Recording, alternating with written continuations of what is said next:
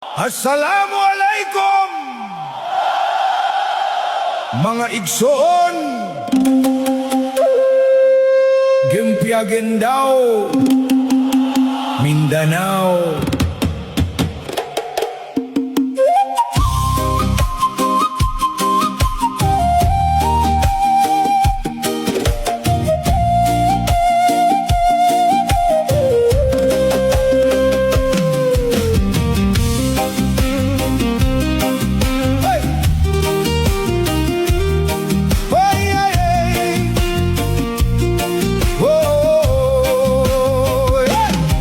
Matagal na kaming naghihintay ng liwanag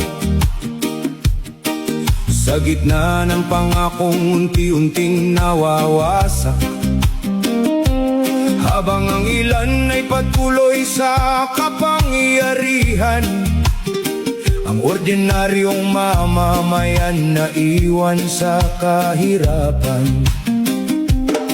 Pakinggan mo ang sigaw ng Mindanao, habang ang ilan ay tila bulag sa katotohanan.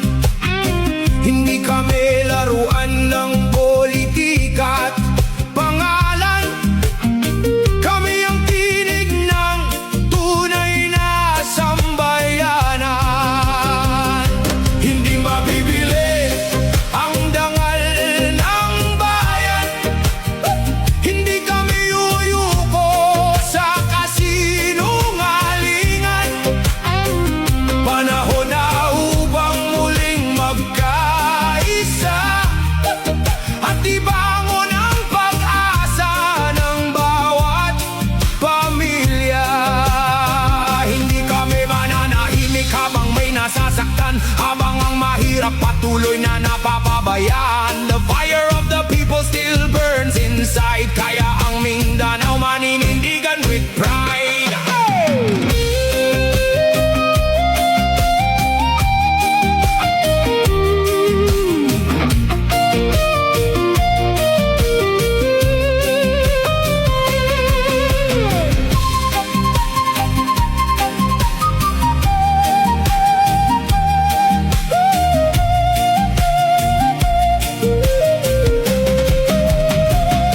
Hindi mabibili ang dangal ng bayan.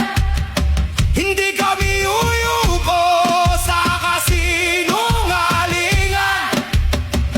Panahon na upang muling magkaisa at ibangon ang pag-asa ng bawat pamilya.